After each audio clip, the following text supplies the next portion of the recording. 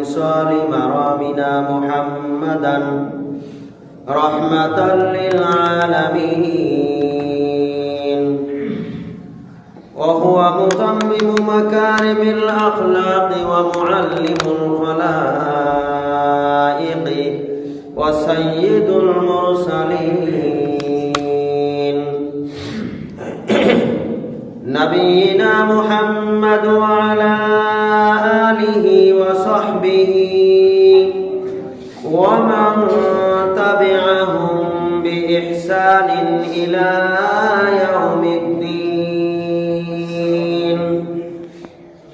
أما بعد، فقد قال الله تعالى في كلامه المجيد: أعوذ بالله من الشيطان الرجيم. يا أيها الذين آمنوا اتقوا الله حق تقاته ولا تموتن إلا وأنتم مسلمون. يا أيها الذين آمنوا اتقوا الله وقولوا قولا سديدا يصلح لكم أعمالكم ويغفر لكم ذنوبكم، ومن يطع الله ورسوله فقد فاز فوزا عظيما. يا أيها الناس اتقوا ربكم الذي خلقكم من نفس واحدة وخلق منها زوجها وبث منهما رجالا كثيرا ونساء، واتقوا الله الذي تساءلون به والأرحام، إن الله كان عليكم رقيبا. أما بعد، فإن خير الحديث كتاب الله، وخير الهدي هدي محمد صلى الله عليه وسلم، وشر الأمور محدثاتها، وكل محدثة بدعة، وكل بدعة ضلالة، وكل ضلالة في النار. بعد أعوذ بالله من الشيطان الرجيم. بسم الله الرحمن الرحيم. يا بني آدم قد أنزلنا عليكم لباسا يواري سوآتكم وريشا، ولباس التقوى ذلك خير، ذلك من آيات الله لعلهم يذكرون. عن أبي سعيد الخدري رضي الله تعالى عنه قال: قال رسول الله صلى الله عليه وسلم: فاتقوا الدنيا واتقوا النساء، فإن أول فتنة بني إسرائيل كانت في النساء. رواه مسلم. وعن عقبة بن عامر رضي الله تعالى عنه أن رسول الله صلى الله عليه وسلم قال: إياكم والدخول على النساء. فقال رجل من الأنصار: يا رسول الله، أفرأيت الحمو؟ قال: الحمو الموت। رواه البخاري। প্রশংসা আল্লাহ সুবহানাহু ওয়া তাআলার জন্য, যারা শেষ মেহেরবানিতে সালাতুল জুমা আদায় করার জন্য যথাসময়ে মসজিদে উপস্থিত হতে পেরেছি, যে আল্লাহ সুবহানাহু ওয়া তাআলা আমাদেরকে তৌফিক দান করেছেন, তার শুকরিয়া জ্ঞাপনার্থে বলছি আলহামদুলিল্লাহ। সালাম বর্ষিত হোক বিশ্বনবী সাইয়্যিদুল মুরসালিন খাতামান নবিয়্যিন রাহমাতুল লিল আলামিন নবী মুহাম্মদুর রাসূলুল্লাহ সাল্লাল্লাহু আলাইহি ওয়াসাল্লামের উপর। সম্মানিত উপস্থিতি, একটি ধারাবাহিক বিষয়ে আলোচনা হচ্ছিল বিবাহের করণীয় ও বর্জনীয় বিষয়ে। গত সপ্তাহে আমরা যেখানে এসে আলোচনায় থেমেছিলাম সেখান থেকে আজকের আবার আলোচনা শুরু, এবং এই বিষয়ে গুরুত্বপূর্ণ কিছু কোরআন এবং সহিহ সুন্নাহ থেকে দলিল ভিত্তিক আলোচনা রাখার জন্য চেষ্টা করব ইনশাআল্লাহ। ওয়া মা তাওফীকি ইল্লা বিল্লাহ, আলাইহি তাওয়াক্কালতু ওয়া ইলাইহি উনীব। রাব্বিশ রাহ লি সাদরি ওয়া ইয়াসসির লি আমরি ওয়াহলুল উকদাতাম মিন লিসানি ইয়াফকাহু কাওলি। খুতবা শুরু হয়েছে, কথা বন্ধ। খুতবা শুরু হয়েছে, কথা বন্ধ।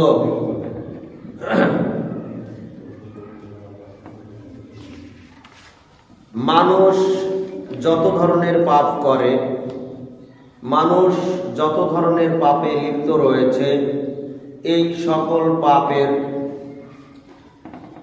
মূল কেন্দ্র তিনটা পাপ যদি মানুষ বন্ধ করতে পারে তাহলে আশা করা যায় তার মধ্যে পাপ একেবারেই থাকবে না বললেও চলে। মূল পাপগুলো আর কিছুই থাকবে না তার ভিতরে। এই তিনটা পাপ যদি সে বন্ধ করতে পারে, এক নম্বর হচ্ছে হারাম পরিত্যাগ করা, হালাল গ্রহণ করা। যত কষ্ট হোক না কেন, যদি কোনো ব্যক্তি সিদ্ধান্ত নেয় আমার যত কষ্ট হোক আমি হালাল ভাবে জীবন যাপন করব এবং হারামকে পরিত্যাগ করব। দুই নম্বর হচ্ছে যাবতীয় প্রকার অশ্লীলতা বর্জন করা, আল্লাহ তাআলার হুকুম অনুযায়ী, নির্দেশ অনুযায়ী, রাসূল সাল্লাল্লাহু আলাইহি ওয়াসাল্লামের নির্দেশ অনুযায়ী এবং তিনি যেভাবে সতর্ক করেছেন সেই অনুযায়ী যদি কোনো ব্যক্তি সম্পূর্ণরূপে অশ্লীলতাকে বর্জন করতে পারে। তিন নম্বর হচ্ছে যাবতীয় প্রকার নেশাদার দ্রব্য যদি কোনো ব্যক্তি বন্ধ করতে পারে। এই তিনটা পাপকে যদি কোনো ব্যক্তি বর্জন করতে পারে তাহলে আশা করা যায় তার মাধ্যমে আর বড় ধরনের কোনো পাপ হওয়ার সম্ভাবনা নাই, এবং তার মধ্যে পাপ খুঁজে পাওয়া খুব কঠিন হয়ে যাবে। যে কোনো পাপ মূল এই তিনটার সাথে জড়িত, যে কোনো ধরনের পাপ মূলত এই তিনটার সাথে জড়িত। আপনি দুনিয়াতে অর্থের জন্য যা কিছু করে থাকেন এগুলি হালাল হারামের সাথে সম্পর্কিত। অর্থের জন্য মানুষ মিথ্যা কথা বলে, অর্থের জন্য চুরি করে, অর্থের জন্য ডাকাতি করে, অর্থের জন্য ছিনতাই করে, অর্থের জন্য অন্যের সম্পদ আত্মসাৎ করে, অর্থের জন্য ছলছুতুরি করে, অর্থের জন্য মানুষকে ধোঁকা প্রতারণা দেয়, অর্থের জন্য বিভিন্ন ধরনের কলা কৌশল অবলম্বন করে। তাহলে শুধুমাত্র যদি কোনো ব্যক্তি হালালের নিয়ত করে তাহলে কতগুলি পাপ বন্ধ হবে তার মাধ্যমে? অসংখ্য পাপ বন্ধ হবে। অশ্লীলতার মাধ্যমেই বিভিন্ন ধরনের পাপের উদ্ঘাটন। নারী সংগঠিত যত ধরনের পাপ রয়েছে এগুলির সাথে অশ্লীলতার সম্পর্ক, এবং মানুষের ঈমান বিধ্বংসী যত পাপ, সবচেয়ে বড় পাপ সংগঠিত হয় অশ্লীলতার কারণে। এজন্য কোনো ব্যক্তি যদি অশ্লীলতাকে সম্পূর্ণরূপে দূর করতে পারে তাহলে অনেকগুলি পাপ থেকে সে বেঁচে থাকবে। আর একটা হচ্ছে নেশাদার দ্রব্য পান। নেশা থেকে কোনো ব্যক্তি যদি দূরে থাকে, নেশাকে সম্পূর্ণরূপে সমাজ থেকে উৎখাত করা যায়, যাবতীয় প্রকার নেশাদার দ্রব্যকে যদি সমাজ থেকে, দেশ থেকে একবারে উৎখাত করা যায় তাহলে আশা করা যায় যে বড় ধরনের আর কোনো পাপ হওয়ার সম্ভাবনা নাই। মানুষ সবচেয়ে যারা বেশি পাপ করে তারা প্রত্যেকে এই তিনটার সাথে জড়িত থাকার কারণে পাপ করে। তার মধ্যে একটি অন্যতম হচ্ছে অশ্লীলতা। এই অশ্লীলতা মানুষ যতভাবে করে সব রকম, মানে সর্বপ্রকারের মধ্যে সর্বশ্রেষ্ঠ যেটা বর্তমানে অশ্লীলতার বড় আকার ধারণ করেছে, বড় রূপ নিয়েছে, সেটা হচ্ছে বিবাহের মাধ্যমে অশ্লীলতা। অশ্লীলতার যত রূপ বর্তমানে আমরা দেখতে পাচ্ছি, এই সকল প্রকার রূপের মধ্যে সবচেয়ে বড় রূপ ধারণ করেছে বিবাহের মাধ্যমে অশ্লীলতা। অথচ বিবাহ একটি ইবাদত, বিবাহ একটি গুরুত্বপূর্ণ ইবাদত, আল্লাহ তাআলার নির্দেশ পালন করা। বিবাহের মাধ্যমে একজন ব্যক্তি তার সমস্ত অশ্লীলতা জনিত হারাম কাজ থেকে ফিরে পুণ্যের পথে আসতে পারে। এই জন্য রাসূল সাল্লাল্লাহু আলাইহি ওয়াসাল্লাম এক হাদিসে বলেছেন যে অবিবাহিত ব্যক্তির ঈমান অর্ধেক। বিবাহের মাধ্যমে সে তার ঈমানকে পূর্ণতা প্রদান করে। বিবাহের মাধ্যমে ব্যক্তির ঈমান থাকে অর্ধেক, তার মানে বিবাহের মাধ্যমে অশ্লীলতা জনিত যত পাপ রয়েছে এর থেকে মুক্ত হয়ে সে পবিত্র জীবনযাপনের মাধ্যমে তার ঈমানকে পূর্ণ করে। সুবহানাল্লাহ। অতএব যদি কোনো ব্যক্তি এই সিদ্ধান্ত গ্রহণ করে আমি বিবাহের মাধ্যমে আমার জীবন পবিত্র করতে চাই, তাহলে যাবতীয় প্রকার বিবাহের অশ্লীলতা বন্ধ করতেই হবে। যদি অশ্লীলতার সাথে সম্পৃক্ত থাকে তাহলে তার এই পবিত্র জীবন অপবিত্র হয়ে গেল। তার এই জীবনটা অপবিত্রতা দিয়ে, হারাম কাজ দিয়ে শুরু হলো। এই হারাম কাজ দিয়ে, অপবিত্রতা দিয়ে যার জীবন শুরু হয়, প্রকৃত জীবন শুরু হয়, দুনিয়াবী জীবন, এই জীবনে কখনো আল্লাহর পক্ষ থেকে কল্যাণ, বরকত, রহমত আশা করা যায় না। অতএব একজন ঈমানদার ব্যক্তির সর্ব অবস্থায় টার্গেট থাকবে তার যে প্রকৃত দুনিয়াবী জীবন শুরু করতে যাচ্ছে এই জীবনটা পবিত্রতার মাধ্যমে এবং পরিপূর্ণ আল্লাহর নির্দেশ হুকুম অনুযায়ী, রাসূল সাল্লাল্লাহু আলাইহি ওয়াসাল্লামের দেখানো নির্দেশনা অনুযায়ী পালন করতে হবে এবং এর মাধ্যমে সে বড় ধরনের নেকি সওয়াব অর্জন করার জন্য একটা মাধ্যম হিসাবে এই বিবাহকে নিতে পারে। কারণ ঈমানদার ব্যক্তিরা, পাপিষ্ঠ ব্যক্তিরা যত ক্ষেত্রে পাপ করে তার বিপরীতে যদি পুণ্য করত তাহলে পাপের মাধ্যমে, অন্যায়ের মাধ্যমে তার যে গুনাহ হতো, ওর বিপরীতে যদি কোনো ব্যক্তি নেকির কাজ করে তাহলে তার বিপরীতে তার চাইতে অনেক বেশি নেকি সওয়াব তার আমলনামায় দান করা হয়। এই সম্পর্কে একটা হাদিস হচ্ছে আবু যার গিফারি রাদিয়াল্লাহু তাআলা আনহু থেকে বর্ণিত। তিনি বলেন, কতিপয় সাহাবী রাসূল সাল্লাল্লাহু আলাইহি ওয়াসাল্লামের কাছে এসে বললেন, ইয়া রাসূলুল্লাহ, ধনী ব্যক্তিরা তো সব নিয়ে গেল, অধিক সওয়াবের অধিকারী হয়ে গেল, আমরা তো তাদের মতো সওয়াবের অধিকারী হতে পারলাম না। ধনী ব্যক্তিরা অনেক সওয়াবের অধিকারী হয়ে গেল, আমরা তো তাদের মতো সওয়াবের অধিকারী হতে পারলাম না। কারণ আমরা যেমন সালাত আদায় করি তারাও সালাত আদায় করে, আমরা যেমন সিয়াম পালন করি তারাও তেমনি সিয়াম পালন করে, আমরা যেভাবে আল্লাহ তাআলার নির্দেশ বিধান পালন করি তারাও সেভাবে করে। কিন্তু অতিরিক্ত তাদের অর্থ থাকার কারণে, তাদের টাকা থাকার কারণে, তাদের সম্পদ থাকার কারণে তারা আল্লাহর রাস্তায় এই অর্থ, টাকা পয়সা, সম্পদ অধিক হারে দান করার কারণে তারা অনেক সওয়াব বেশি পেয়ে যায় আমাদের চাইতে। সুবহানাল্লাহ। সুতরাং তাদের সাথে তো আমরা পেরে উঠবো না সওয়াবের দিক দিয়ে, নেকির দিক দিয়ে। তখন রাসূল সাল্লাল্লাহু আলাইহি ওয়াসাল্লাম তাদেরকে সান্ত্বনা দিয়ে বললেন যে শুধু টাকা পয়সা, ধন সম্পদ, অর্থ দান করে সাদাকা অর্জন করা এ পর্যন্তই সীমাবদ্ধ নয়, আরো কিছু আমলের মাধ্যমে সাদাকার নেকি পাওয়া যায়, সওয়াব পাওয়া যায়। প্রত্যেকটা তাহমিদ হচ্ছে সাদাকা, প্রত্যেকটা তাহমিদ মানে আল্লাহর শুকরিয়া আদায় করা, আল্লাহর প্রশংসা করা, আলহামদুলিল্লাহ অধিক হারে পাঠ করা, এর মাধ্যমে সাদাকার সওয়াব পাওয়া যায়। প্রত্যেকটা তাহলিল অর্থাৎ লা ইলাহা ইল্লাল্লাহ এই জিকির বেশি বেশি পাঠ করার মাধ্যমে সাদাকার সওয়াব পাওয়া যায়। প্রত্যেকটা তাকবীর আল্লাহু আকবার পাঠ করার মাধ্যমে সাদাকার সওয়াব পাওয়া যায়। তাসবিহ, প্রত্যেকটা তাসবিহ সুবহানাল্লাহ পাঠের মাধ্যমে সাদাকার সওয়াব পাওয়া যায়। সৎ কাজের আদেশ দানের মাধ্যমে সাদাকার সওয়াব পাওয়া যায়। অসৎ কাজ থেকে মানুষকে নিষেধ করার মাধ্যমে সাদাকার সওয়াব পাওয়া যায়। এরপরে রাসূল সাল্লাল্লাহু আলাইহি ওয়াসাল্লাম আরেকটি গুরুত্বপূর্ণ কথা বললেন যে যদি কোনো ব্যক্তি তার স্ত্রীর সাথে মিলন করে তার বিনিময়েও তার সাদাকার সওয়াব দান করা হয়। সুবহানাল্লাহ। সাহাবীরা বললেন, ইয়া রাসূলুল্লাহ, ইয়া হাবিবাল্লাহ, কোন ব্যক্তি তার মনের খাহেশাত কি মনের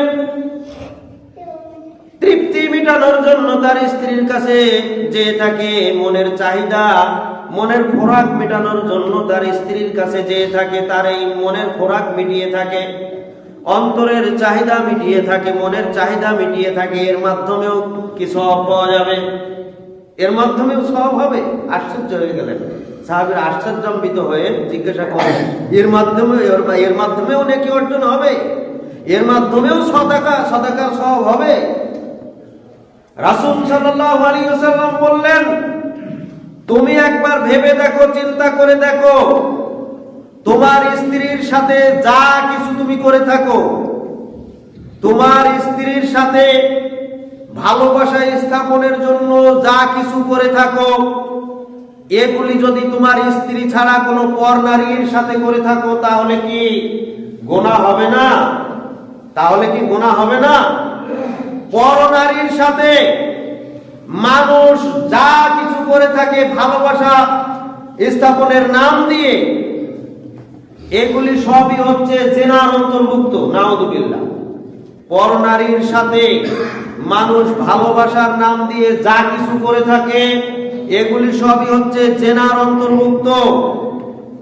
আর এগুলিকে বাদ দিয়ে যখন একজন ব্যক্তি তার স্ত্রীকে নিয়ে যত বেশি মহাব্বত ভালোবাসার সম্পর্ক তৈরি করে, তত বেশি ওই বিপরীতে যা কিছু করত, আর একজন নারীকে পাওয়ার জন্য, তার কাছে যাওয়ার জন্য যত অসৎ পথ অবলম্বন করত, তাকে দেখার জন্য, তার নিকটে যাওয়া, তাকে দেখার জন্য চোখকে ব্যবহার করত, তাকে স্পর্শ করার জন্য হাতকে ব্যবহার করত, তার নিকটে যাওয়ার জন্য পাকে ব্যবহার করত, তার কল্পনা অন্তরে নিয়ে আসার মাধ্যমে অন্তরকে ব্যবহার করত, তার সাথে কথা বলার মাধ্যমে এই জবানকে ব্যবহার করত।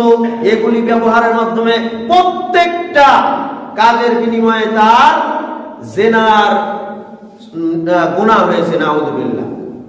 ঠিক তার বিপরীতে এই কাজগুলি যদি কোনো ব্যক্তি তার স্ত্রীর সাথে করে, সবকিছু বর্জন করে, তাহলে তার বিপরীতে সওয়াব এবং সাদাকার সওয়াব আছে। সুবহানাল্লাহ। এছাড়াও রাসূল সাল্লাল্লাহু আলাইহি ওয়াসাল্লাম আরো কিছু সাদাকার নির্দেশনা দিলেন যে এই কাজগুলির মাধ্যমে সাদাকার সওয়াব পাওয়া যায়। এরপরে রাসূল সাল্লাল্লাহু আলাইহি ওয়াসাল্লাম এই হাদিসের সর্বশেষ সহিহ মুসলিমের হাদিস, এতক্ষণ পর্যন্ত সাদাকার যে সমস্ত আমলের কথা বললেন, এই সব প্রকার আমলের চাইতে সবচাইতে উত্তম সাদাকার আমল হচ্ছে যদি কোনো ব্যক্তি সালাতুল জুহার 2 রাকাত সালাত আদায় করে। সুবহানাল্লাহ। এটা হচ্ছে সবচেয়ে, মানে এই আমলগুলির ভিতরে সবচেয়ে উত্তম সাদাকার আমল। এই আমল করলে সাদাকার সওয়াব পাওয়া যায়। সুবহানাল্লাহ। বলছিলাম, স্ত্রীর সাথে, নিজের বিবাহিত স্ত্রীর সাথে, তার সাথে সম্পর্ক অটুট করার জন্য যত সম্পর্ক গাঢ় হবে এবং যা কিছু করা হবে, এগুলি সবই হচ্ছে নেকির মাধ্যম, সওয়াবের মাধ্যম। এর বিপরীতে অন্য কোন নারীর সাথে বিবাহের আগে হোক অথবা বিবাহের পরে হোক, অন্য কোন নারী কেন্দ্রিক যা কিছু করা হবে, এগুলি সবই হচ্ছে অশ্লীলতা এবং জিনার অন্তর্ভুক্ত। নাউযুবিল্লাহ। কারণ আল্লাহ তাআলা বলছেন, ওয়ালা তাকরাবুজ জিনা ইন্নাহু কানা ফাহিশাতান ওয়া সাআ সাবিলা। ওয়ালা তাকরাবুজ জিনা, তোমরা জিনার নিকটবর্তীও হয়ো না।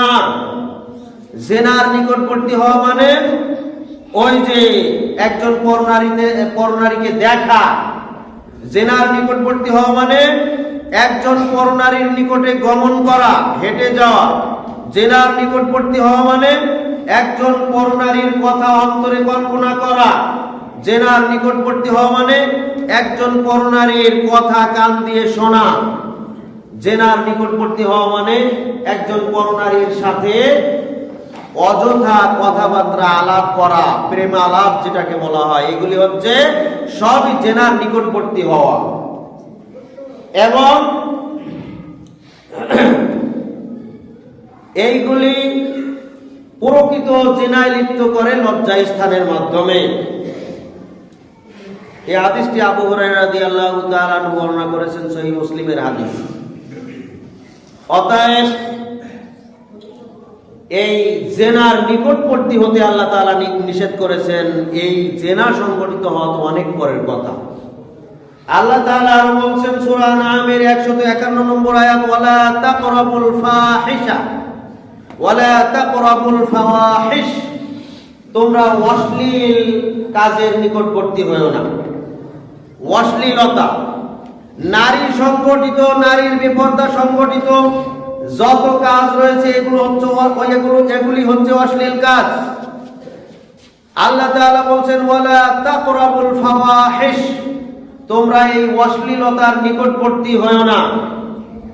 মা যাহারা মিনহা ওয়া মা বাতান, যেগুলি প্রকাশ্যে হয় এবং যেগুলি গোপনে করা হয়। অনেক কাজ আছে যেগুলি এতদিন গোপনে করতো, এখন প্রকাশ্যে চলে। প্রকাশ্যে দিবালোকে বিভিন্ন কলেজ, বিশ্ববিদ্যালয়, বড় বড় বিশ্ববিদ্যালয়ের মাঠগুলিতে বা তার আশেপাশের বাগানগুলিতে দেখা যায় জোড়ায় জোড়ায় বসে সরাসরি প্রকাশ্যে অশ্লীলতায় লিপ্ত রয়েছে। সমাজে বিভিন্ন জায়গায় মানুষ এখন আর এগুলি পরোয়া করে না। ছেলে মেয়েরা এখন ওপেন, বয়ফ্রেন্ড গার্লফ্রেন্ড নিয়ে ঘুরে বেড়ায়। মেয়েদের আছে বয়ফ্রেন্ড আর ছেলেদের আছে গার্লফ্রেন্ড। বয়ফ্রেন্ড আর গার্লফ্রেন্ডের সাথে ওপেন ঘুরে বেড়ায়। এগুলি হচ্ছে প্রকাশ্য অশ্লীলতা। মা যাহারা মিনহা, প্রকাশ্য অশ্লীলতার নিকটবর্তীও হয় না। ওয়ামা বাতান, এছাড়া গোপনে যা কিছু করা হয়, মানুষকে জানিয়ে করতে লজ্জাবোধ করে, তার বাবার সামনে করতে লজ্জাবোধ করে, ভয় করে, অন্যান্য লোকজনের সাথে সামনে করতে লজ্জাবোধ করে, ভয় করে, অথচ অন্য নারীর সাথে পরকিয়া বা তার সাথে সম্পর্ক স্থাপন করেই চলেছে। এগুলি হচ্ছে ওয়ামা বাতান, গোপনীয় অশ্লীলতা। প্রকাশ্য দিবালোকে অশ্লীলতা হচ্ছে বিবাহের অনুষ্ঠানে বেপরদা নারীদের আনাগোনা, এগুলি হচ্ছে প্রকাশ্য অশ্লীলতা। প্রকাশ্য অশ্লীলতা কি কি? বিবাহের অনুষ্ঠানে বর যখন আসে তখন একটা গেট করা হয়, গেটে আটকানো হয়। গেটের সামনে এসে যুবতী নারীরা, যুবতী মেয়েরা তাকে বরণ করে নেয়। এটা হচ্ছে প্রকাশ্য অশ্লীলতা। বিবাহের অনুষ্ঠানে খাওয়ানোর পরে, বরকে খাওয়ানোর পরে যুবতী মেয়েরা এসে তার শালী, আপন শালী, চাচাতো শালী, মামাতো শালী, যত শালীর গোষ্ঠী আছে বড় বড়, আশেপাশের যত যুবতীরা আছে সব একত্রিত হয়ে এখানে আসে, এসে আবার জামাইয়ের হাত ধুইয়ে দেয়। এগুলি হচ্ছে প্রকাশ্য অশ্লীলতা। তারপরে ঘরে যে মেয়ের কাছ থেকে ইজনা আনার নামে যে আবার ছেলের বরের বন্ধু বান্ধব, সাক্ষী বা যত পরপুরুষ যায় ওই ঘরের মধ্যে যত নারী থাকে, নারী পুরুষের একত্রিত হওয়া, এগুলি হচ্ছে প্রকাশ্য অশ্লীলতা। গায়ে হলুদের নামে সবচেয়ে বেশি প্রকাশ্য অশ্লীল কাজে মানুষ জড়িয়ে পড়ে। ছেলের বাড়িতে মেয়ের পক্ষ থেকে, মেয়ের বাড়িতে ছেলের পক্ষ থেকে এসে গায়ে হলুদ দেওয়া হয়। গায়ে হলুদের নামে প্রকাশ্য অশ্লীলতা চলে। তারপরে বিবাহকে কেন্দ্র করে বিয়ের গোসল করানো, মেয়েকে গোসল করানো প্রকাশ্যে, ছেলেকে গোসল করানো মেয়েদের মাধ্যমে, মহিলাদের মাধ্যমে, এগুলি হচ্ছে প্রকাশ্য অশ্লীলতা। বিয়ের পরের দিন আবার ওই বর কনেকে, জামাই বউকে একত্রিত বসিয়ে প্রকাশ্যে গোসল করানো, এগুলি হচ্ছে প্রকাশ্য অশ্লীলতা।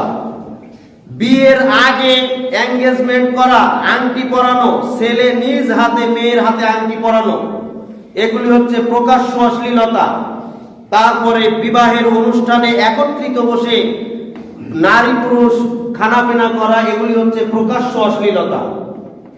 এভাবেই বিবাহ কেন্দ্রিক অসংখ্য অশ্লীলতা রয়েছে, যেগুলি হচ্ছে প্রকাশ্য অশ্লীলতা। আল্লাহ তাআলা বলছেন, ওয়ালা তাকরাবুল ফাওয়াহিশা মা যাহারা, তোমরা প্রকাশ্য অশ্লীলতার ধারে কাছেও যেও না, ওমা বাতান, আর এর বিপরীতে নারী সংগঠিত, নারী কেন্দ্রিক যত অশ্লীলতা রয়েছে, যেগুলি মানুষের সামনে প্রকাশ করা মানুষ লজ্জাবোধ করে, এগুলি হচ্ছে গোপনীয় অশ্লীলতা। এই সকল প্রকার অশ্লীলতার নিকটবর্তী হতে আল্লাহ তাআলা নিষেধ করেছেন।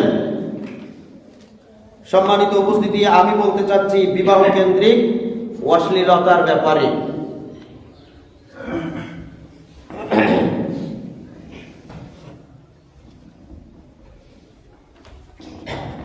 এই অশ্লীলতাকে ঢাকার জন্যই আল্লাহ সুবহানাহু ওয়া তাআলা আদম সন্তানকে পোশাক দান করেছেন। আল্লাহ তাআলা বলেছেন, ইয়া বানি আদম قد أنزلنا عليكم لباسا يواري سوآتكم وريشا, হে আদম সন্তান, আমি قد أنزلنا عليكم, আমি তোমাদের উপরে পোশাক নাজিল করলাম, পোশাক অবতীর্ণ করলাম, তোমাদেরকে পোশাক দান করলাম। লিবাসা ইউয়ারি, قد أنزلنا عليكم লিবাসা, তোমাদেরকে পোশাক দিলাম, পোশাক দান করলাম দুইটা উদ্দেশ্যে। একটাকে ইউয়ারি সাওআতিকুম, যাতে করে তোমরা তোমাদের লজ্জা স্থানকে ঢাকতে পারো। লজ্জা স্থান কি? যা কিছু ঢেকে রাখার জন্য আল্লাহ এবং আল্লাহর রাসূল নির্দেশ দিয়েছেন, এইগুলি হচ্ছে লজ্জা স্থান। লজ্জা স্থান শুধু একটা না, পুরুষকে এবং নারীকে ঢেকে রাখার জন্য আল্লাহর পক্ষ থেকে, আল্লাহ রাসূলের পক্ষ থেকে যা কিছু ঢেকে রাখার নির্দেশ দিয়েছেন, এবং যেখানে যে স্থানে যতটুকু ঢেকে রাখার নির্দেশ দিয়েছেন, এগুলি সবই হচ্ছে লজ্জা স্থান। লজ্জা স্থান মানে হচ্ছে ঢেকে রাখার বস্তু। অতএব একজন নারীর লজ্জা স্থান হচ্ছে তার পুরা শরীর। পরপুরুষের সামনে পুরা শরীর ঢাকা থাকবে, কারণ পুরা শরীরটাই তার জন্য লজ্জা স্থান। আল্লাহ তাআলা বলেছেন, ইউয়ারি সাওআতিকুম, যাতে করে এই পোশাকের মাধ্যমে তোমরা তোমাদের লজ্জা স্থানকে ঢাকতে পারো। ওয়ারিশা, এবং তোমরা যাতে করে তোমাদের নিজেদের বেশ ধারণ করতে পারো, বেশভূষা গ্রহণ করতে পারো, তোমাদের নিজেদেরকে সজ্জিত করতে পারো তোমাদের সামর্থ্য অনুযায়ী। যার যেমন সামর্থ্য, সেই সামর্থ্য অনুযায়ী তোমরা যাতে নিজেরা পোশাক পরিধান করে নিজেদেরকে মানুষের সামনে উপস্থাপন করতে পারো। এই দুইটা উদ্দেশ্যে আল্লাহ তাআলা কি করেছেন? পোশাক দান করেছেন। পোশাক এটা হচ্ছে আল্লাহ প্রদত্ত একটা দান, একটা অনুগ্রহ, একটা নিয়ামত। এই নিয়ামতকে আল্লাহ তাআলা সর্বপ্রথম আদম আলাইহিস সালাতু ওয়াস সালামকে দান করেছেন, তার স্ত্রী হাওয়াকে দান করেছেন। আদম এবং হাওয়া আলাইহিস সালাম, তাদেরকে আল্লাহ তাআলা এই পোশাক দান করে তাদেরকে পরিধান করিয়ে জান্নাতে রেখেছেন। কিন্তু শয়তানের যে উদ্দেশ্য, আদমকে এবং হাওয়াকে গোমরাহি করা, পথভ্রষ্ট করা, এই গোমরাহি পথভ্রষ্ট করার প্রথম পদক্ষেপ ছিল তাদের শরীর থেকে পোশাককে উধাও করা। নাউযুবিল্লাহ। এজন্য ইবলিস কি করলো? ফাওয়াসওয়াসা লাহুমাশ শাইতানু, শয়তান তাদেরকে ওয়াসওয়াসা দিল, শয়তান তাদেরকে ধোঁকা দিল, প্রতারণা করলো। লিইউবদিআ লাহুমা মা উরিয়া আনহুমা, তাদের নিকট থেকে তাদের পোশাককে খুলে তাদেরকে উলঙ্গ করার জন্য, লিইবদিয়া প্রকাশ করার জন্য, লাহুমা তাদের থেকে, মা উরিয়া আনহুমা তাদের নিকটে যা কিছু লজ্জাস্থান ঢাকা ছিল, তাদের যে শরীর ঢাকা ছিল, এগুলি থেকে তাদেরকে যেন প্রকাশ করা যায়, এই উদ্দেশ্যে শয়তান তাদেরকে ধোঁকা দিল, প্রতারণা করলো। অকালা এবং শয়তান তাদেরকে প্ররোচনা দিয়ে, ওয়াসওয়াসা দিয়ে বলল, মা নাহাকুমা রাব্বুকুমা আন হাদিহিশ শাজারাতা, তোমরা কি জানো তোমাদেরকে ওই যে একটা গাছ থেকে, গাছের নিকটবর্তী হওয়া থেকে, তার ফল খাওয়া থেকে বিরত থাকতে কেন বলা হয়েছে? এজন্য বলা হয়েছে যাতে করে তোমরা আতাকুনা মালাকাইন, তোমরা যাতে ফেরেশতা না হয়ে যেতে পারো। ফেরেশতা যদি হয়ে যাও তাহলে তোমাদের সম্মান অনেক বাড়বে। অথচ এর আগে আদম আলাইহিস সালামকে যে ফেরেশতাদের মধ্যে সর্বোত্তম প্রমাণ করলেন, এ কথা আদম এখন ভুলে গেছে। এখন শয়তান ওয়াসওয়াসা দিচ্ছে, উনি মনে করছেন তাই তো ফেরেশতাই তো আমার সেই সম্মানই বেশি, এই জন্য তারা মনে করলেন তো ফেরেশতা হয় ভালো। শয়তান তাদেরকে ধোঁকা দিল, আন তাকুনা মালাকাইন, যাতে করে তোমরা ফেরেশতা না হতে পারো। যদি তোমরা এই ফল খাও তাহলে তোমরা ফেরেশতা হয়ে যাবে। আও তাকুনা মিনাল খালিদুন, অথবা তোমরা যাতে চিরস্থায়ী জান্নাতি না হতে পারো, তোমাদেরকে আবার জান্নাত থেকে বের করা হয়, এজন্য এই ফল খেতে নিষেধ করা হয়েছে।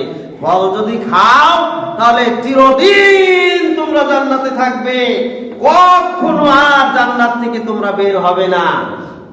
এই কথাগুলো শয়তান কি শয়তানের পরিচয় দিয়ে বলেছিল, নাকি ভালো মানুষের ভালো তাদের হিতাকাঙ্ক্ষী পরিচয় দিয়েছিল? অন্য আয়াতের মাধ্যমে আল্লাহ তাআলা বলছেন সে তাদেরকে তাদের সামনে তাদের খুব আপনজন, তাদের খুব কাছের জন, তাদের খুব হিতাকাঙ্ক্ষী ব্যক্তি, তাদের মধ্যে খুব সম্মানী ব্যক্তি হিসাবে পরিচয় দিয়ে এই কথাগুলো উপস্থাপন করেছিল। যেমন ভাবে মানুষের মধ্যে এক শ্রেণীর আলেমেরা নিজেকে খুব ভালো উপস্থাপন করে, পীর সাহেব সেজে, দরবেশ সেজে মানুষদেরকে শিরিকের দিকে, বিদআতের দিকে উদ্বুদ্ধ করে, মানুষদেরকে ধোঁকা দেয়। এবং যে সকল মানুষেরা এদের ধোঁকায় প্রতারিত হয়, এদের ধোঁকায় প্রতারিত হয়ে ধোঁকায় পড়ে শিরিক করে, বিদআত করে, এদেরকে সহজে আর ফেরানো যায় না।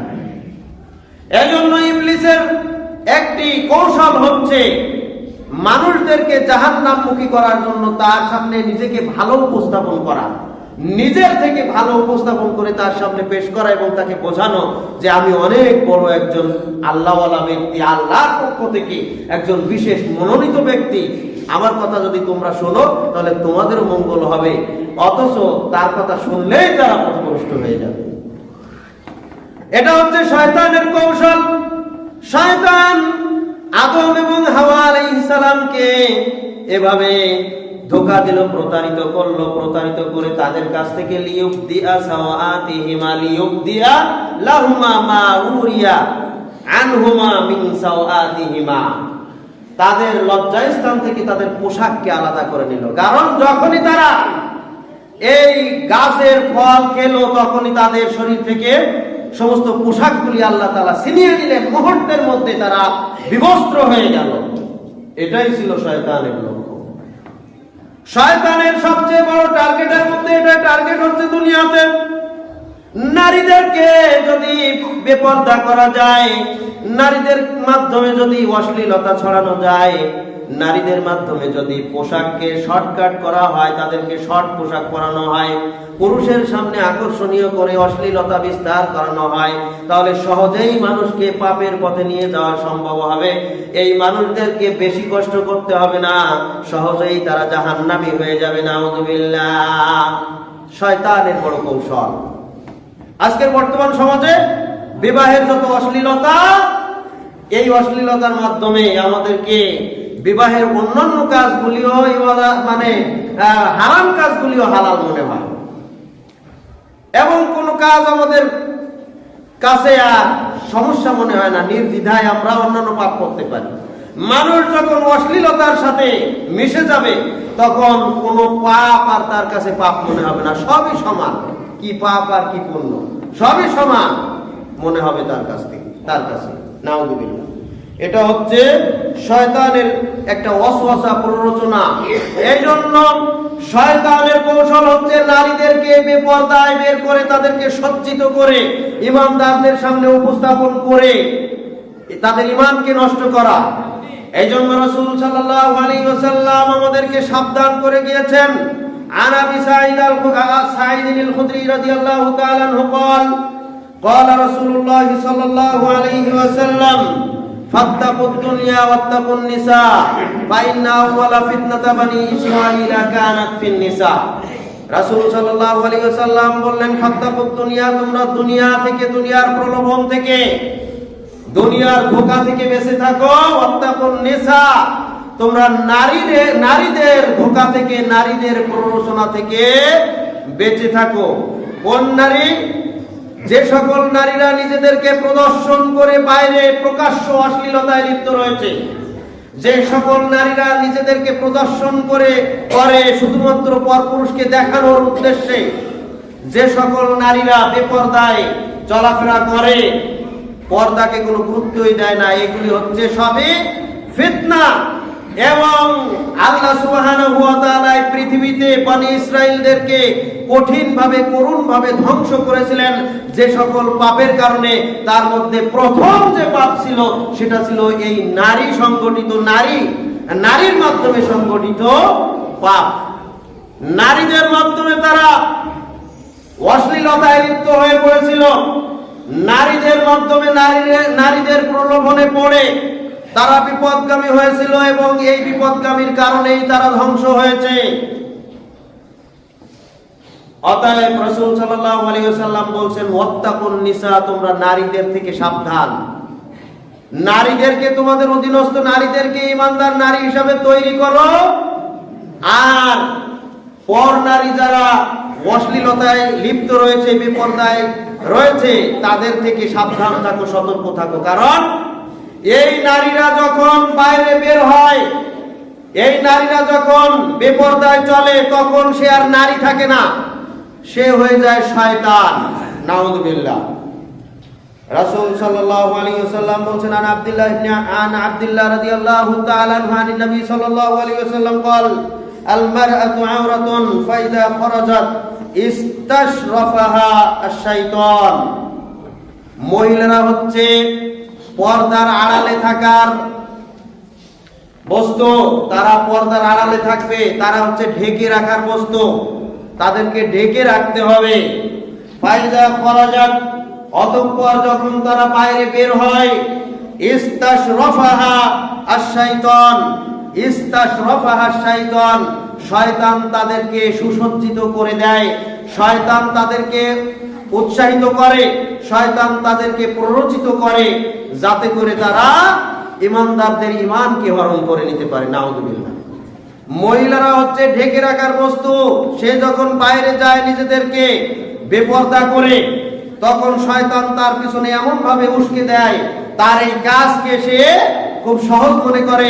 এই কাজ করতে, বেপরদায় নিজেকে প্রদর্শন করতে আনন্দিত হয়, উৎসাহিত হয়, আনন্দ পায়, নিজেকে অন্য পরপুরুষে দেখুক এটা চায় এবং এতে সে খুশি হয়, আনন্দিত হয়। তাই তো বিয়ের অনুষ্ঠানে সে নিজেকে খুব সজ্জিত করে যেতেই পছন্দ করে এবং স্বামীর কাছে বায়না ধরে নতুন পোশাক আনার জন্য, প্রসাধনী আনার জন্য, খুব সজ্জিত হয়ে যেতে পোশাক সে পছন্দ করে এবং সবাই তার দিকে তাকিয়ে থাক, হা করে তাকিয়ে থাকে, এটা সে পছন্দ করে।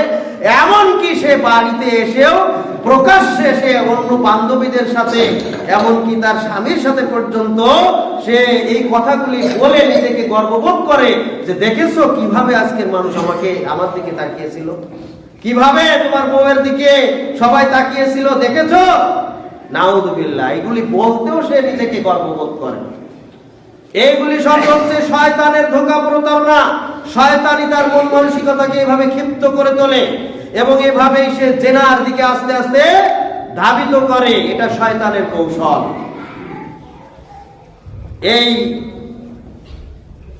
অশ্লীলতাকে যারা অশ্লীলতার প্রসার যারা কামনা করে, এরা কখনো ইমানদারের ধারের কাছেও যেতে পারে না। কারণ যারা দুশ্চরিত্রবান, যারা খারাপ চিন্তা ভাবনা নিয়ে চলে, যারা পরনারীকে দেখতে মজা পায়, যারা পরনারীর কাছে চলতে, তার সাথে একত্রিত হতে, তার গায়ে গা ঘেঁষতে, তার সাথে কথা বলতে, তার সাথে সময় দিতে, তার সাথে নির্জনে অবস্থান করতে যারা পছন্দ করে, যারা ভালোবাসে,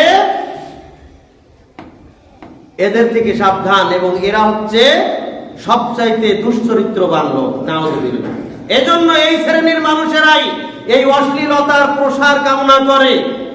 এই শ্রেণীর মানুষেরাই বিবাহের মজলিসেও পর্যন্ত তারা অশ্লীলতাকে প্রকাশ করার জন্য সহযোগিতা করে এবং নিজেরাও চেষ্টা করে এটা প্রতিষ্ঠা করার জন্য, নাউযুবিল্লাহ। আল্লাহ তাআলা বলছেন, ইন্নাল্লাযীনা ইউহিব্বুনা আন তাশিয়াল ফাহিশাতা ফিল্লাযীনা আমানু, নিশ্চয়ই যারা ঈমানদারদের মধ্যে অশ্লীলতার প্রসার কামনা করে যে কোনো উপায়ে, লাহুম আযাবুন ফিদ দুনিয়া ওয়াল আখিরাহ, তাদের জন্য আল্লাহর পক্ষ থেকে দুনিয়া এবং আখিরাতে কঠিন যন্ত্রণাদায়ক শাস্তি আল্লাহ তাআলা তাদের জন্য নির্ধারণ করে রেখেছেন, নাউযুবিল্লাহ। সম্মানিত উপস্থিতি, শিয়াল সব সময় চায় মুরগিগুলিকে ছেড়ে দেওয়া হোক, মুরগিগুলি খাঁচায় বন্দি, এটা শিয়াল কখনো চায় না। শিয়াল সব সময় চায় মুরগিগুলি খাঁচা থেকে ছেড়ে দেওয়া হোক। এই মুরগিগুলি খাঁচা থেকে ছেড়ে দেওয়া হলে শিয়ালের লাভ না ক্ষতি। মুরগিগুলিকে খাঁচায় আটকে রেখে তার মালিক তাকে লালন পালন করে সঠিকভাবে। যদি ছেড়ে দিয়ে পালন করতো তাহলে কি সঠিকভাবে তাকে লালন পালন করতে পারতো? সঠিকভাবে তাকে পালতে পারতো? পারতো না। কিন্তু শিয়ালেরা যদি আন্দোলন করে যে মুরগিকে খাঁচায় আবদ্ধ রেখে ঠিক কাজ করো নাই, ওদের স্বাধীনভাবে চলার ইখতিয়ার রয়েছে, ওদেরকে স্বাধীনভাবে চলতে দাও, এদেরকে কেন পরাধীন করে রেখেছো, তাহলে ক্ষতি কি শিয়ালের হবে না মুরগির হবে? এক শ্রেণীর মানুষ এই নারীদেরকে এভাবেই প্রকাশ্যে চলাফেরাকে তারা পছন্দ করে, তার মানে তাদের উদ্দেশ্য হচ্ছে শিয়ালের মতো। শিয়াল চায় এই মুরগিগুলিকে ছেড়ে দেওয়া হোক, তাহলেই তাদেরকে সে ধরতে পারবে, তাদেরকে খেতে পারবে। এক শ্রেণীর দুশ্চরিত্রবান লম্পট যারা, তারাই এই অশ্লীলতার প্রসার কামনা করে এবং তারাই চায় নারীদেরকে ব্যাপকভাবে স্বাধীনতা দেওয়া হোক, নারীদেরকে বেপরদার সুযোগ দেওয়া হোক, নারীদেরকে একবারে বেহায়াপনার সাথে তাদের চলাফেরা এগুলি চালু থাক, এগুলি স্কুল কলেজ ভার্সিটির মতো সব জায়গায় চালু থাক। এরাই চায়, তার মানে তাদের উদ্দেশ্যই হচ্ছে এই নারীদেরকে যে কোনো ভাবে ভোগ করা, নাউযুবিল্লাহ। এজন্যই আল্লাহ তাআলা বলছেন, লাহুম আযাবুন আলীমুন ফিদ দুনিয়া ওয়াল আখিরাহ, যারাই মুসলিম সমাজে অশ্লীলতা কামনা করে, অশ্লীলতা চায়, এদের জন্যই দুনিয়া এবং আখিরাতে আল্লাহ তাআলা তাদের জন্য শাস্তির ব্যবস্থা রেখেছেন। কারণ এরা হচ্ছে সবচাইতে দুশ্চরিত্রবান লম্পট লোক, নাউযুবিল্লাহ। সম্মানিত উপস্থিতি, বিবাহের মাধ্যমে অশ্লীলতার কথা বলছিলাম। বিবাহের মাধ্যমে যাবতীয় প্রকার অশ্লীলতাকে অবশ্যই আমাদেরকে দূর করতে হবে। শয়তান চায় মানুষদেরকে গুমরাহি করার মাধ্যমে, নারীদের মাধ্যমে আমাদের ঈমানকে হরণ করার জন্য। এজন্য রাসূল সাল্লাল্লাহু আলাইহি ওয়াসাল্লাম আমাদেরকে বিভিন্নভাবে সতর্ক করেছেন। সহিহ তিরমিজির 1171 নম্বর হাদিস, রাসূল সাল্লাল্লাহু আলাইহি ওয়াসাল্লাম বলছেন যে তোমরা নির্জনে কোনো নারীর সাথে একত্রিত হয়ো না, তোমরা কোনো পুরুষ কোনো নারীর সাথে একত্রিত হয়ো না। কারণ তোমরা যখন দুইজন একত্রিত ভাবে নির্জনে অবস্থান করবে, সেখানে তৃতীয় আরেকজন থাকবে, তার নাম কি? শয়তান। যখন কোনো নারী কোনো পুরুষ একত্রিত থাকবে, তখন তৃতীয় জন সেখানে উপস্থিত থাকবে, সে হচ্ছে শয়তান। এই শয়তান তাকে প্রতারিত করবে, তাকে ধোঁকা দিবে এবং সর্বশেষ তাকে জাহান্নামী করে ছাড়বে। এই সাবধান সতর্ক করার পরে সাহাবীদের মনে জাগ্রত হলো একটি কথা। এই জন্য রাসূল সাল্লাল্লাহু আলাইহি ওয়াসাল্লাম যখন বললেন, এক হাদিসে উকবা ইবনে আমর রাদিয়াল্লাহু তাআলা হাদিসটি বর্ণনা করেছেন, সহিহ বুখারীর হাদিস, রাসূল সাল্লাল্লাহু আলাইহি ওয়াসাল্লাম বললেন, ইয়াকুম আদ-দুখুলু আলান নিসা, তোমরা নারীদের নিকটে গমন করা থেকে বিরত থাকো। তোমরা নারীদের নিকটে নির্জনে অবস্থান করো না, তাদের নিকট গমন করো না। যেই ঘরে নারী একা থাকে, যেই ঘরে অন্য কোনো পুরুষ থাকে না, সেখানে প্রবেশ করার ব্যাপারেও রাসূল সাল্লাল্লাহু আলাইহি সাল্লাম আরেক হাদিসে বলছেন যে যেই বাড়িতে পুরুষ লোক বাড়িতে নাই, ওই ঘরে তোমরা যেও না, ওই ঘর থেকে বিরত থাকো। ইয়াকুম আদ-দুখুলু আলান নিসা, তোমরা নারীদের নিকট গমন করা থেকে বিরত থাকো। ফাকালা রাজুলুম মিনাল আনসারি ইয়া রাসূলুল্লাহ, তখন আনসারদের মধ্য থেকে একজন ব্যক্তি আল্লাহর রাসূলকে বললেন, হে আল্লাহর রাসূল, আফারাইতাল হামু, আপনি স্বামীর ভাই সম্পর্কে কি বলেন? যে স্বামীর সাথে সর্বক্ষণ থাকে, আপন ভাই একত্রিত ভাবে থাকে, একত্রিত ভাবে বসবাস করে, একত্রিত ভাবে খানা খায়, একত্রিত ভাবে সবকিছু করে, এই ভাই সম্পর্কে আপনি কি বলেন? তখন রাসূল সাল্লাল্লাহু আলাইহি ওয়াসাল্লাম অত্যন্ত কঠিন কথা বললেন, অত্যন্ত কঠিন কথা বললেন। আল হামুল মাউত, ভাই, স্বামীর ভাই হচ্ছে মৃত্যুর মতো। স্বামীর ভাই হচ্ছে মৃত্যুর মতো। অর্থাৎ কোন মহিলা যদি তার দেবরকে, ভাসুরকে প্রশ্রয় দেয়, তার নিকটে নির্জনে অবস্থান করে, তার বাড়িতে ঢুকতে দেয়, তার ঘরে ঢুকতে দেয়, তাহলে নিশ্চিত তার মৃত্যু মানে তার ঈমান হরণ হবেই, তার ঈমান ধ্বংস হবেই, সে দুনিয়া এবং আখিরাতে ধ্বংসই হবে। এটাই হচ্ছে মৃত্যু। অতএব দেবর হচ্ছে মৃত্যুর মতো। দেবর মানে দ্বিতীয় বর, এটা হচ্ছে হিন্দুদের পরিভাষা, সাংস্কৃতিক ভাষা, হিন্দুরাই বের করেছে দ্বিতীয় বর। নাউযুবিল্লাহ। স্বামীর ভাই, তার থেকে আরো সাবধান হতে হবে। মামাতো ভাই, চাচাতো ভাই, ফুফাতো ভাই, খালাতো ভাই, পাড়াতো ভাই, জ্যাঠাতো ভাই, যত ভাই আছে, যত বন্ধুত্ব ভাই, যত ভাই আছে, এইগুলি থেকে সাবধান থাকতে হবে। এগুলি থেকে সাবধান থাকতে হবে অনেক আগেই। এজন্য আল্লাহ রাসূল সাল্লাল্লাহু আলাইহি সাল্লাম স্বামীর ভাইয়ের কথা বললেন, যাতে করে আর কোন পরপুরুষ, আর এর পরের স্তরের কোন পরপুরুষ এর নিকটবর্তী হতেও সাহস না পায়, সুযোগ না পায়। সতর্ক করার জন্য স্বামীর ভাইয়ের কথা বললেন। সুবহানাল্লাহ। সম্মানিত উপস্থিতি, অতএব অশ্লীলতার প্রসার কোনোভাবেই, অশ্লীলতার প্রশ্রয় কোনোভাবেই ঈমানদারদের মধ্যে থাকবে না। ঈমানদাররা অশ্লীলতার প্রসার সম্পূর্ণরূপে বন্ধ করবে। এজন্য রাসূল সাল্লাল্লাহু আলাইহি সাল্লাম নিজের ঘর থেকে অশ্লীলতা বন্ধ করার জন্য বিভিন্ন নির্দেশনা দিয়েছেন। তার মধ্যে একটি হাদিস হচ্ছে, আমরা সকলেই জানি, রাসূল সাল্লাল্লাহু আলাইহি ওয়াসাল্লাম আমাদের সন্তানদের ব্যাপারে বলেছেন, মুরু আওলাদাকুম বিসসালাতি ওয়া হুম আবনাউ সাবঈ সিনিন, যখন তোমাদের সন্তানদের বয়স 7 বছর হয়, তখন তাদেরকে সালাতের নির্দেশনা দাও। ওয়াদরিবুহুম আলাইহা ওয়া হুম 10 সিনিন, যখন তাদের বয়স 10 বছরে উপনীত হয়, তখন তাদেরকে সালাত না পড়লে তাদেরকে পিটিয়ে হলেও সালাত আদায় করাও। এই পর্যন্ত আমরা প্রায় সকলেই জানি। পরের আরেকটি অংশ আছে, এই অংশটা নিয়ে আমরা অধিকাংশ মানুষ গবেষণা করি না। সেটা হচ্ছে ওয়াফাররিকু বাইনাহুম ফিল মাদাজি। সন্তানের বয়স যখন 10 বছর হয়, সন্তানের বয়স যখন 10 বছরে উপনীত হয়, তখন তাদের বিছানাকে আলাদা করে দাও। সালাতের নির্দেশ দেওয়ার পরে, সালাতের নির্দেশ দেওয়ার সাথে সাথে তৃতীয় বাক্যে আল্লাহ রাসূল কেন এই কথা বললেন যে তাদের বিছানাগুলি আলাদা করে দাও? কারণটা কি কারণ, এখানে কি উদ্দেশ্য? উদ্দেশ্য হচ্ছে এই, আল্লাহ তাআলা বলেন, ইন্নাস সালাতা তানহা আনিল ফাহশাই ওয়াল মুনকার, নিশ্চয়ই সালাত মানুষদেরকে অশ্লীল খারাপ কাজ থেকে বিরত রাখে। অশ্লীল খারাপ কাজের প্রথম ধাপ হচ্ছে নারী পুরুষ একত্রিত হওয়া, নির্জনে একত্রিত হওয়া।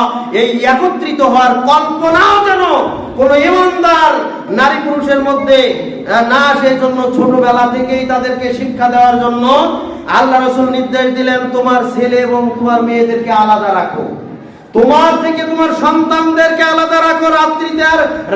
রাতে তাদেরকে একত্রিত ভাবে তোমার সাথে ঘুমাতে নিও না, এবং তাদের ভাই বোনকেও একত্রিত ভাবে ঘুমাতে দিও না। তোমার সাথে তোমার ছেলেকে, তোমার মেয়েকে ঘুমাতে নিও না, এবং তোমার ছেলেকে এবং মেয়েকে একত্রিত ভাবে ঘুমাতে দিও না। ওয়া ফাররিকু বাইনাহুম ফিল মাদাজি, প্রত্যেকের পরস্পরের মধ্যে বিছানাকে আলাদা করে দাও, যাতে করে তারা রাত্রিতে একত্রিতভাবে ঘুমাতে না পারে।